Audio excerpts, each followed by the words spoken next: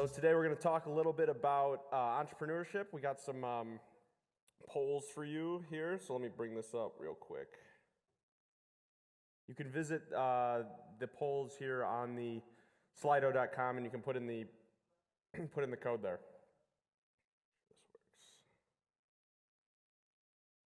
So Alex, why don't you start a little bit and tell the crowd a little bit about your story and background and how you got into entrepreneurship and how you got to where you are today. We were just talking about that behind the stage. So I'm an immigrant. I came from, I was born in Ukraine. I grew up in Israel. So I came here in 1988. And I was actually at the hall here in 90, 92, and then 95. Back in the days of, I was in the telecom business, kind of trying to disrupt the phone companies. If you remember, the phone companies used to charge us $3 a minute. Anyone here remembers paying $2, $3 a minute for international voice calls? Well, how much are you paying now? Zero, right? So how do we go from $3 a minute to zero? Who's responsible for that? I'll take full credit. So I just looked at it and I said, that is just crazy. Like, this is just not something, back then I think we had 6.5 billion people on the planet. Now we have 7.5, but there was just something that was completely unacceptable. And so I was lucky enough to be at the right place at the right time, write the protocols, the patents. So I hold the foundational patent for voice over IP October 1994. Some people say, wait, I thought Jeff Palver invented VoIP.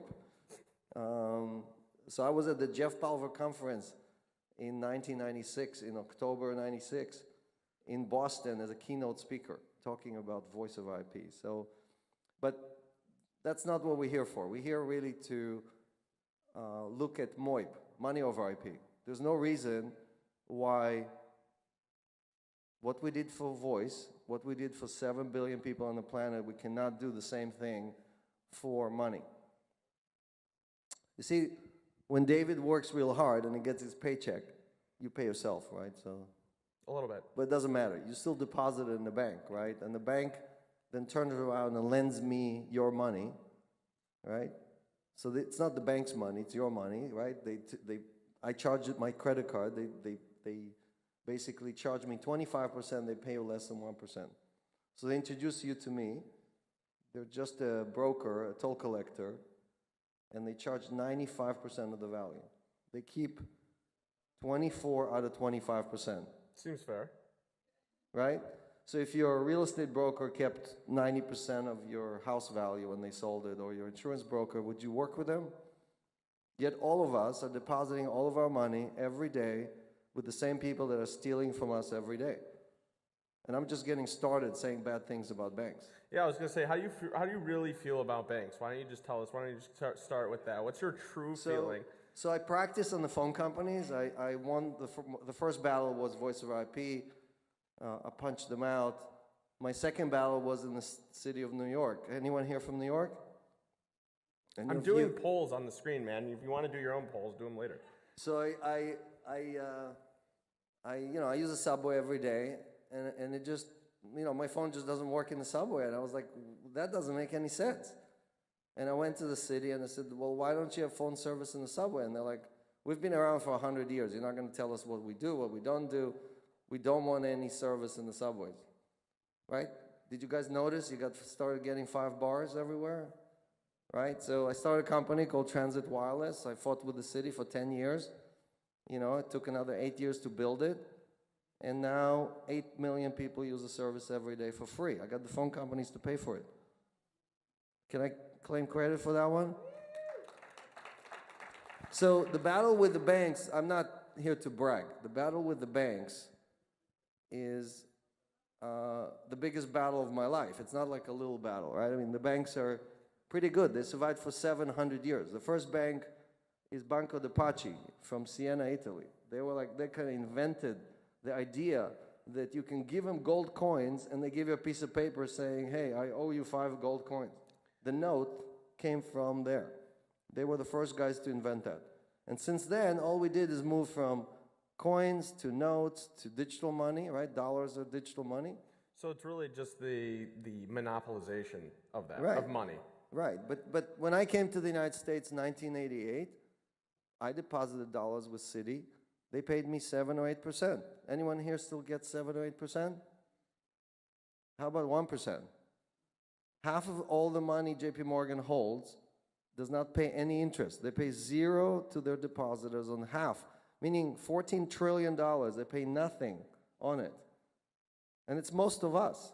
It's most of us who are too lazy or too busy to move our money from the checking account to the savings account. That's just daytime robbery. Now, JP Morgan doesn't work hard for the money. We work hard for the money. JP Morgan has their money work for them. We work for the money. It's just that simple. Okay, so what Celsius decided to do is something unheard of, right? What did they do? Yeah, unheard of. I'll explain first what JP Morgan does. So this transaction, right, JP Morgan in the middle, keeping 90% of the value. Last year, 2018, JP Morgan made $30 billion in profit. Not revenues, profit. From all of us. Who did they give all that money to? Any of you received a check from JP Morgan? Anyone here? Couple shareholders? All that money goes as dividends to the shareholders, who are the richest people in America. Now, I'll admit it, I'm one of them, right? I'm a rich fuck. You're one of the richest people in America? I am. Nice. Okay? But, well, I'm in that 33,000 people who are the 1/10 of 1% of the richest people in America. Okay? So, 1/10 of 1% have the same net worth as 90% of Americans. It's 300 million Americans. Seems fair. Seems fair, right? Now, again, I'm an immigrant, right? Yes, I created all this wealth by myself. I built companies, 7 companies before Celsius, raised over $1 billion, had $3 billion in exits, but enough is enough. Now, you hear people say that, right? You hear people on TV saying enough is enough. Ray Dalio, who's worth $16 billion. 60 Minutes. Anyone saw him on 60 Minutes? Saying enough is enough? Bill Gates, enough is enough, right? You see these people, but they're not really doing anything about it. Do you see them do anything about it? Giving money to charity, I tried that. That's bullshit. Okay? You want to disrupt this, you have to change the system. Crypto is changing the system. Crypto is moving from allowing the monopolies, just like the phone companies, allowing the monopolies to make all the profit. 1988, AT&T was the most profitable company in America. They made all their money from international voice settlement. Today they make 0. They're losing money when you make an international phone call, right? So the same thing could happen with banks, right? So JP Morgan gives all of their profits to their shareholders. Celsius said, wait a second, why don't we charge the borrower, right? I'm the guy on the credit card. Why don't we charge him 9% instead of 25%? And why don't we give 7% back to the depositor? 80% back to the depositor. Now, did you ever hear about that idea of giving back to the depositor 80% of the value the institution create? Anyone has done that before? Now, I guarantee you that JP Morgan can pay you 7% interest today and still make a profit. They just don't have to. They don't want to. So we are taking coins, stable coins, Bitcoin, Ethereum, and we pay interest on it. Why? Because it's money.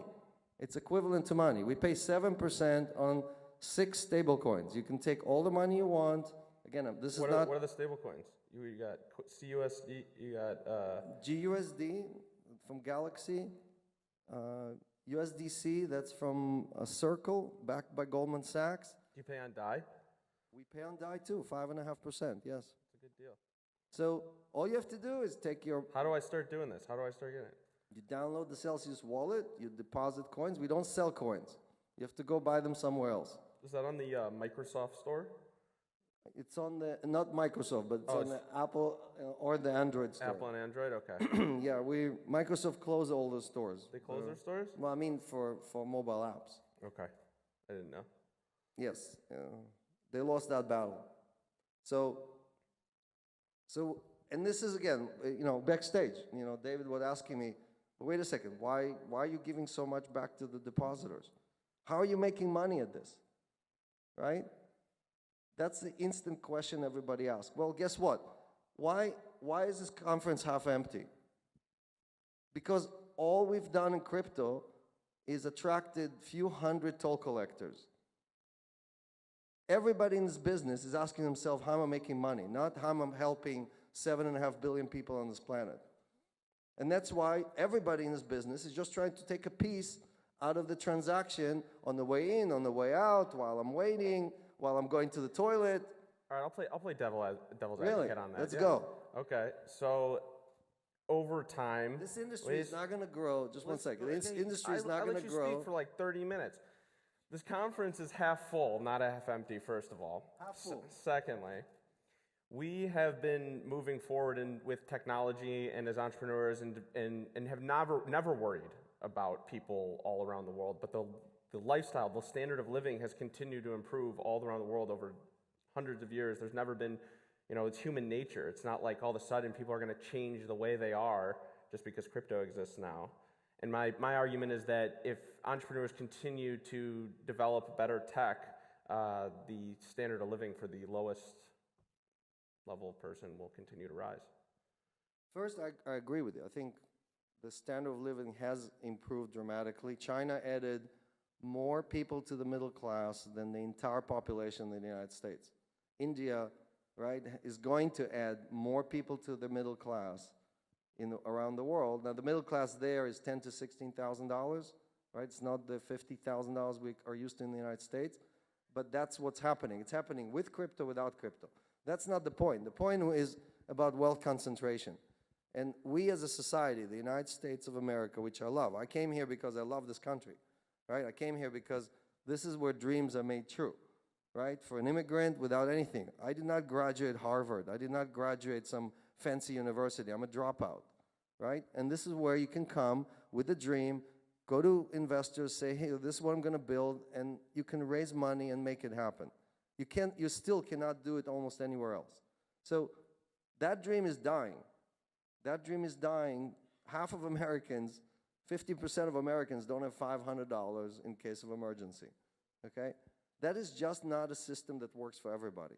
So you want to reinvent that, you have to break institutions. You have to break, just like we broke the phone companies, you have to break the banks. If the regulators are not going to do it, then we have to do it. And if we have to do it, we cannot do it. Look, VoIP was voice over IP, the internet, not voice over IP. The internet had about 600 million users when it was 10 years old. How many users do we have in crypto after 10 years? We just had a birthday party. I think it was 10. We have 10,000 users in crypto now. we have about, I think, 46 million wallets. I have 10 wallets, right? Active users, maybe 16 million, 15 to 16 million. Half of it is in Bitcoin. So more or less, again, very difficult to know what the real numbers are, but it's nothing compared to 600 million users the internet had when it was 10 years old. So our rate of adoption is actually very slow. And any industry that doesn't get a scale dies off. Okay, we're at a critical moment, right? It's called Crossing the Chasm. There's a famous book. Yeah, Paul has to become Saul. Yeah, so read the book, and you can understand we had the first step was Bitcoin, second step was Ethereum, and now we don't have the third step. What are we doing next? What's going to bring the next billion people to join us? Us shuffling coins to each other is not going to do that. So you want to reinvent the financial institutions, you need mass adoptions. What are you giving them? What are you giving these people? We're giving them Total so they can trade cryptocurrencies more Great. easily. Trading is great for traders. Again, 7 billion good, people on the planet don't want to trade. It's also good for payments. I mean, maybe and lending. Maybe you want to borrow in a certain currency that I don't have. Maybe I want to pay back in a currency that you don't want. So there's definitely there's opportunity for exchange in providing real utility other than just trading. So we had 2,000 ICOs. These are all Cambrian explosion of innovation. We are one of them. And experiments in every category you can think of, from gambling to healthcare to everything you mentioned, right? Yep. And where's the traction? Show me one application that has amazing traction that's just gonna bring the next billion people. Besides Celsius and Total? Besides Celsius, yes. It's a good question. Exactly. So the reason Celsius has adoption, we've done over $1 billion in loans in 9 months, right? We have customers from over 120 Let's hear countries. it for that. Billion loans in 9 months. The reason is because we're giving everything back to the user. So we have customers from over 100 countries who come, put their even $10, right? They earn 7%. In the country, they earn nothing. Japan, Europe, the bank charge you to deposit money. There's negative interest rates. So suddenly, without doing anything, they can earn 7%, right? That's a killer app. That is trillions of dollars can move from the banks to a financial system that acts in the customer's best interest. Then the other side of it is borrowing, right? So people want to borrow. Everybody here wants to borrow at a lower rate, right? America has $1.5 trillion in credit card debt. The average rate in the United States is 24.7%. Most of the people here pay 24.7%. I got this one up here. I earn a fair interest rate on my money held in my personal savings account. We got 89% say false, 11% say true. So this hits right on the point. You feel that banks are they're pulling too much out of that system. They can pay you 7% today. I'm not, look, people tell me, Alex, how'd you come up with this idea? That goes back to our previous question about people. I didn't come up with any idea. I just give 80% back to the user. I think that Depositor. Don't you think that that's a problem with capitalism rather than the financial system? So, look, my kids, right? They don't want anything to do with banks. They don't want anything to do with credit cards. They don't want anything to do. They're looking for a different solution, and they're already there, right? They have tokens on all their games and stuff like that. For them, whatever, a stable coin or Bitcoin is just another token. They don't see it as a different. In Seoul, Korea, 90% of people 35 or younger have cryptocurrencies. 90%. In the United States, it's less than 10%. Right? So we're just behind the curve on this thing. Now, using crypto as a payment system, it has not worked. There's less merchants today accepting Bitcoin or Ethereum or any other coin than 5 years ago. We're going backwards. So again, I'm a believer. I'm in this 150%, right? I hold coins, but we as an industry are not going in the right direction. That's all I'm trying to say. Well, wait, why is that? Give me the number one thing for the financial industry other than not passing on? Is it just sucking out all of the value and providing it to the shareholders? To me, that's more capitalism than it is the financial system. Capitalism is great as long as it works for everybody. There's also the society component.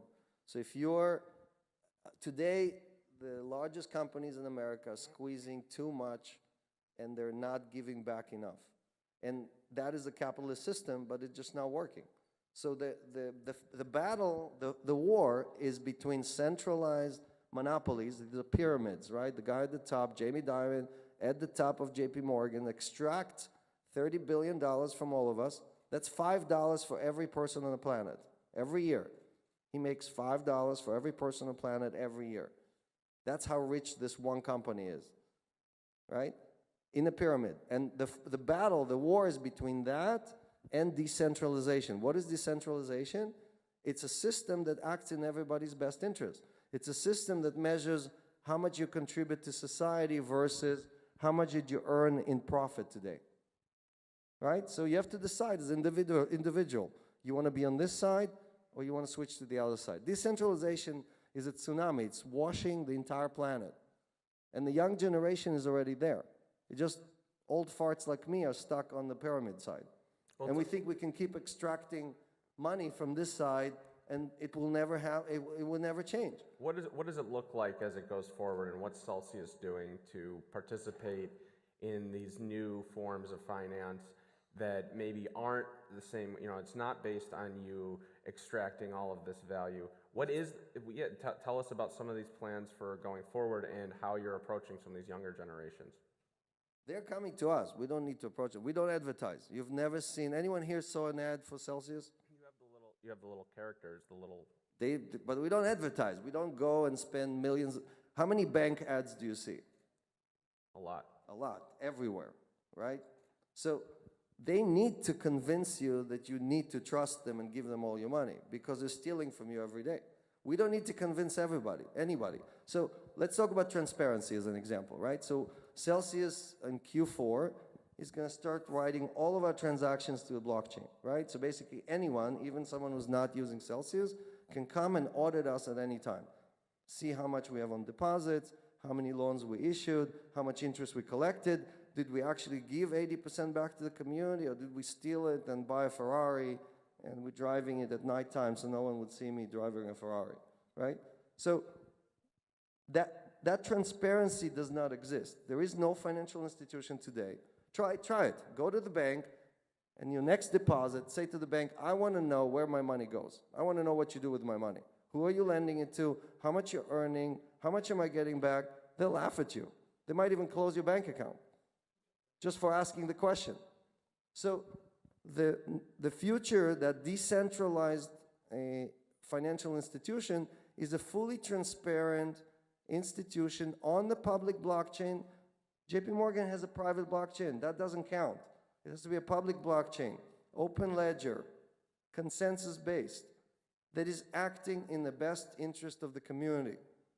Anyone here can tell me they have a bank or a broker or an insurance guy who's acting in your best interest? Not a single hand. That's sad more than it is. No, but we know that. We just don't have an alternative. The only place we can deposit our money that we know is safe is with a bank. And it's designed that way. It's designed, these people, I have a chart in my presentation. You can see it online if you do a search. I think if you do a search for token 2049 Mashinsky, you will see the full presentation there, and you can see there's a slide that shows you how we used to have 30,000 banks, and we're now down. The 5 largest banks in the United States now have like 70% of all the assets because they ate all the community banks. Banks didn't start as bad boys. The community bank, your banker used to give you a mortgage, charge you interest, and use that interest to build a basketball court, or to help the guy with a gas station, or to bail out the pizza shop, right? Today, that's not how it works. The minute I give you a loan, that loan is sold to a guy in Germany or in Japan or somewhere else. The banker takes his commission, he takes his bonus, and you just paid for his new Mercedes, or you just paid for his vacation or something else. They could care less about the community, and all those loans are sold overseas where there's a high demand for yield. In a few words, tell me, if you're not trying to provide ultimate value for shareholders, what is Celsius's ultimate goal? Well, our goal is to build the largest community. Our goal, we are successful if 100 million people, 200 million people, 1 billion people join crypto. Okay, so again, I'm a VoIP guy. I've seen this movie before, right? I know how it ends. So I'm here to tell you how this movie ends. In VoIP, how many people here have a WhatsApp account? Great. How much money did you pay WhatsApp? Anyone here ever paid anything to WhatsApp? WhatsApp got sold to Facebook for $22 billion. How can it be that they gave you all the value? They gave you everything. They did everything for their customers. They never charged you anything, and they were worth $22 billion. To be fair, we've never paid Facebook anything either, though. I'm sorry? We've only paid them with our data and with our, Facebook, you pay more than you know. They just charge you differently. Is WhatsApp not taking your... WhatsApp is exactly the model I'm talking about. We are closer to WhatsApp. We're closer to Costco. We're a membership organization, right? So our job... We're killing 2 birds with 1 stone. We hope to really create the crypto community to make it succeed, because it will only succeed if a few 100 million people join. So we get that by giving people a lot, and we're creating value for ourselves only after we create value for the community. If the community earns 7% and we become valuable and somebody comes and buys us 10 years from now, 20 years from now, then we win as well. But we don't win until then, right? So there's no scenario where I somehow steal fees in the middle and make myself rich and the community lost. Got it. So it's a product of the community's success, is Celsius And success. we have several of these. Like in the internet revolution, in the first wave, the first 25 years, there are many examples like WhatsApp. It's not just one example. So crypto needs to take these lessons, not the lessons of I can charge tolls in every possible way and fees and whatever. Celsius doesn't charge any fees. You find a customer, anyone, who will tell you, I paid Celsius a fee, right? You'll never find. We don't charge any fees. We have to create income by lending it for more than what we're paying the depositor. So if we're paying you 7, we have to lend it at 9, 10, 11. But we give 80% back. That's unheard of. That's a piece. Now, it's not hard. This is not, all we're doing is taking what they're giving to the shareholders and we're giving it to the depositor. It's just revolutionary. Seems like a great opportunity for users to get some interest on there. Let's open it up.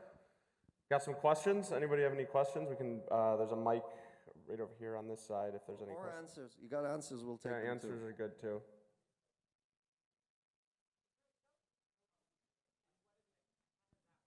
The question was, is there a Celsius token? So we started in 16. We did an ICO in 18, March 18th. We raised close to $50 million. And we have a Cell token. We're going to be listed on an exchange. We did not list like everybody else, rush and list on an exchange as fast as possible. We did not sell any of our tokens to VCs or fat cats and give them 60, 70, 80% discounts. All of our participants came from many, many different countries, and they came because they wanted us to build this platform.